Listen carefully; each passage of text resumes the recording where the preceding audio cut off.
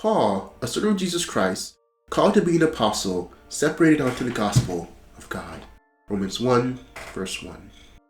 The early verses of the first chapter of Romans serve in part to identify the author.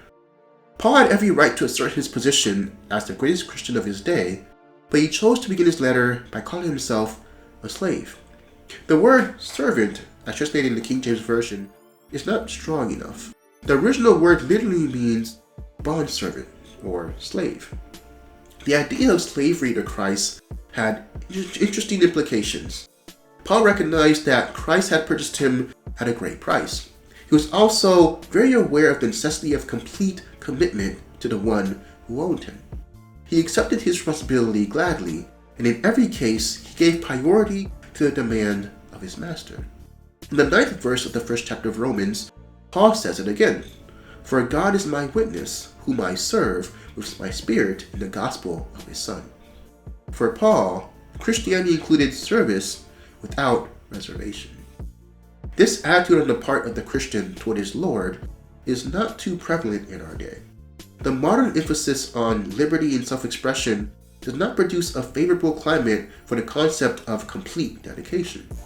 Many professed Christians refuse the idea of any kind of authority. Neither God, nor the Bible, nor Christ speaks to them with any finality. Their norm is human experience, and they refuse to accept the idea of Christ as their master. They greatly admire Christ, but they hesitate to fully follow him. They are willing to accept him as their example, but not as their Lord. If Paul had not been a servant of Jesus Christ, he would never have been called to be an apostle, and he could never have been separated onto the gospel of God. Dedication comes first, apostleship follows.